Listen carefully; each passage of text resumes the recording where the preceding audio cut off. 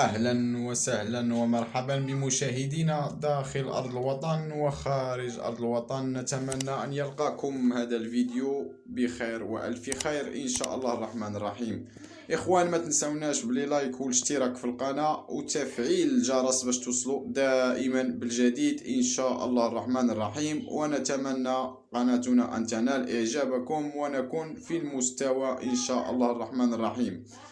إخواتي الكرام، آخر مستجدات بخصوص قضية الطفل هشام اللي الجميع كيتساءل على الجديد اللي في هذه القضية ديال الطفل هشام. الحمد لله الفرج قريب إخواتي الكرام، الحمد لله الفرج قريب إن شاء الله الرحمن الرحيم.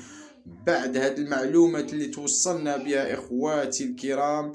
حبيت نتقاسمها معاكم حاليا، خصوصا بعد ما سمعت هذا الخبر وتأكدت بعد الاتصالات الهاتفية مع بعض الأشخاص من دوار بوشفاعة ومع أقارب الطفل هشام اللي أكدوا لنا بعض المعلومات إخواتي الكرام اللي وقعت اليوم في التحقيقات، لأن هذه المعلومات ما كناش عارفينها إخواتي الكرام، لكن من اللي توصلنا بها حبيت نشاركها معكم، لأن كنعرف الناس اللي مهتمين بخصوص هذه القضية لا داخل أرض الوطن ولا خارج أرض الوطن ومتبعين قضية الاختطاف ديال الطفل هشام من الأول. إخواتي، كان تم التسريب ديال عدة معلومات وعدة تحقيقات، ولكن بغيتكم تعرفوا راه كنديروا كل ما في جهدنا إخواتي باش نعرفوا الحقيقة ديال هذه القضية ديال الطفل هشام ونبارطاجيوها معكم. بعد إخواتي ما توصلنا بهذا الخبر اللي عطى نتيجة إيجابية في الاختطاف ديال الطفل هشام وفي البحث بخصوص هذا الاختطاف. هنا إخواتي الكرام تم التحقيق مع بعض الأطفال اللي كانوا مع الطفل هشام، لأن كان كيتواجد مع الطفل هشام أكثر من 14 طفل إخواتي الكرام ديال داك دوار بوشفاعة. راكم عارفين ملي كيكون أجواء ديال العرس وهادي كيكونوا الأطفال،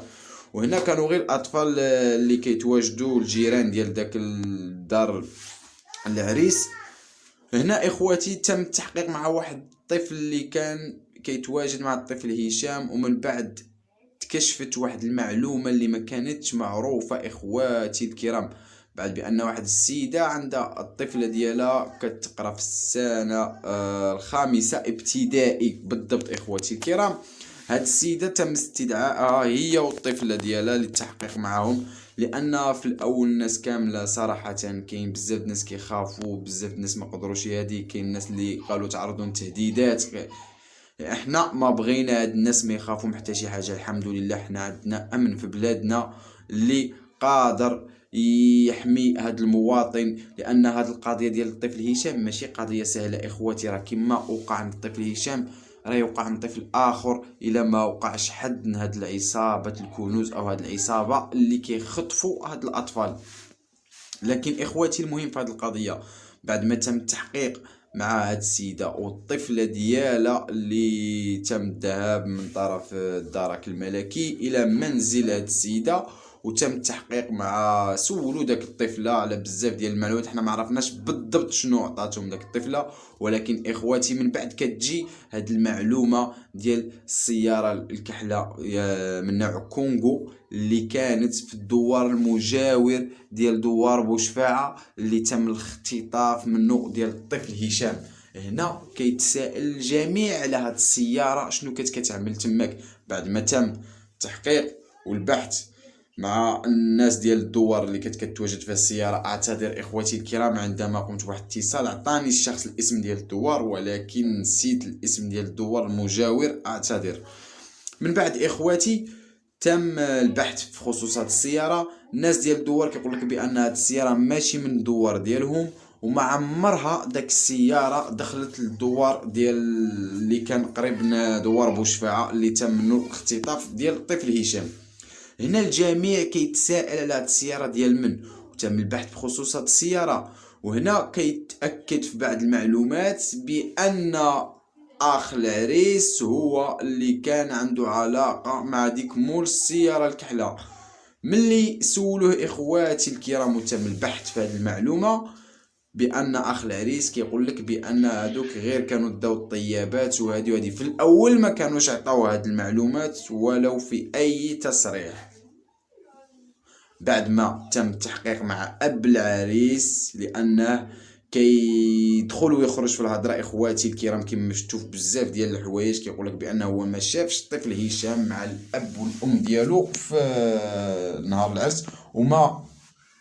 شافوش نهائيا، وقال لك هما حتى تعشاو وجلسوا مع راسهم وهاديه وبدا كيجبد الماكله وبزاف ديال الحوايج، عاد ناضوا يسولوا على ولدهم. هنا اخواتي الكرام كيتبين بان هاد الناس عارفين شي حاجه او عندهم يد في هذا الاختطاف ديال الطفل هشام وساكتين على هاد القضيه، ولكن حنا ما غادي نتهموا حتى شي واحد، حنا متبعين القضيه من الاول للاخر، واي معلومه كنتوصلوا بها كنحبوا نشاركوها مع المشاهدين باش يعرفوا تفاصيل ديال هذه القضيه اخواتي الكرام، لان تم تسريب عده معلومات اللي ما كايناش في القضيه ديال الطفل هشام. هادو هما المعلومات اللي كاينين اخواتي، لان تم منع التصوير في دوار بوشفاعه منعا كليا، او بالدخول لدوار بوشفاعه ضروري خصك تعلم السلطات ويكون معك المقدم ديال الدوار او الشيخ ديال المنطقه باش تمشي لدوار بوشفاعه،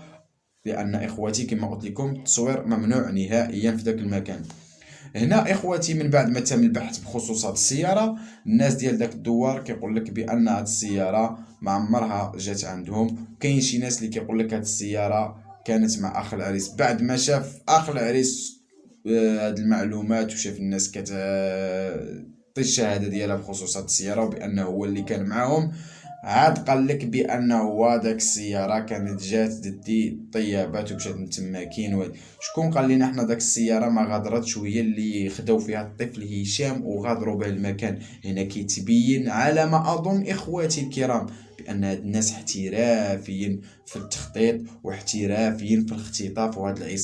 عصابه ماشي سهله، لان شوف الذكاء والتخطيط ديالهم. السياره في الدوار المجاور والاختطاف ديال الطفل هشام تم من دوار بوشفاعه، ان الناس كيقول لك داك السياره بقات حتى داك جوايا المساء بحال هكا، المهم ما عرفناش بدل واش 3 4 بحال هكا ديال العشيه عاد غادرت داك الدوار.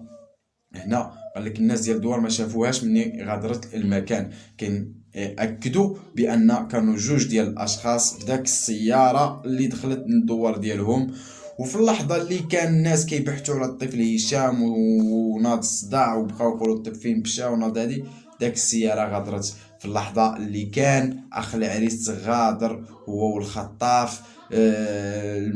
دوار بوشفاعه، اللي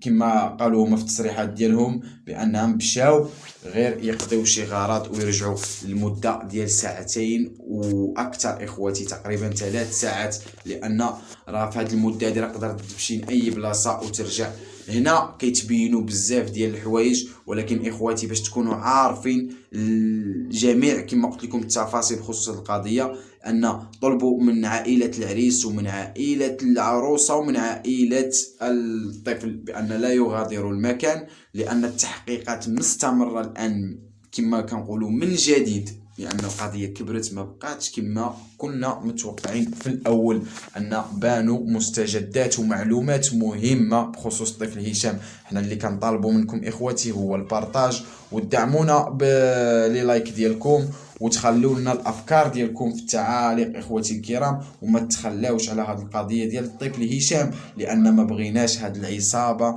نشوفوها ما خدتش العقاب ديالها، والضحيه هو الطفل هشام اللي مازال لحد الان اخواتي مختفي لحد اليوم، لان كنتمناو ان شاء الله الرحمن الرحيم يتم العثور على الطفل هشام والوصول اليه حيا يرزق، ونتقاسموا هذه الفرحه مع الاب والام ديالو ومع جميع المغاربه اللي ما تخلاوش على هذا الطفل هشام. هنا اخواتي كما قلت لكم بان البحث مازال مستمر ومازال التحقيقات في القضيه مع الجميع، لان اخواتي بغيتكم تعرفوا التفاصيل كامله بخصوص القضيه، اي حاجه كنتوصل بها كنبارطاجيها معكم. كنتمنى نكونوا في المستوى، وكندير كل ما في جهدي اخواتي الكرام باش تعرفوا الحقيقه ديال هذه القضيه، لان كاين بزاف ديال المعلومات تم التسريب ديالها من عده قنوات، معلومات سلبيه وما كايناش اخواتي الكرام. الله يهدينا ويهدي الجميع، لان كاين بعض الناس كيقلبوا غير على المشاهدات وما همهمش هذا الطفل ولا هذه العائله. هذا الطفل حنا نعتذر اخواتي على شي معلومه كنا عطيناها ماشي صحيحه، وكنطالبوا من الجميع تدعمونا حتى نتوما بالبارطاج ديالكم ولي لايك والاشتراك في القناه وتفعلوا الجرس باش توصلوا دائما بالجديد ان شاء الله الرحمن الرحيم. واعود معكم لبعض التفاصيل اللي بغيت نوضحها بخصوص هذه القضيه ديال الاختطاف ديال الطفل هشام. هنا اخواتي الكرام تم البحث على هذه السياره اللي دخلت من داك الدوار، مازال البحث مستمر على هذه السياره، ومازال التحقيق مع اخ العريس، لان كاين بعض المعلومات كثيره اخواتي اللي ما نقدروش نعرفوها ولا نوصلوا لي. هذاك الشيء كيبقى الشيء ديال الدرك وديال الامن، كنشكروهم على المجهودات الجباره ديالهم اخواتي. ولكن بعد هذه المعلومات هذه اخواتي، وبعد التاكيد ديال هذه المعلومه والتصريح اللي خرج به اب العروسه اليوم الام والاب ديال الطفل هشام كيتهموا عائله العريس شخصيا اخواتي الكرام، كما شفتوا في التصريح ديال اب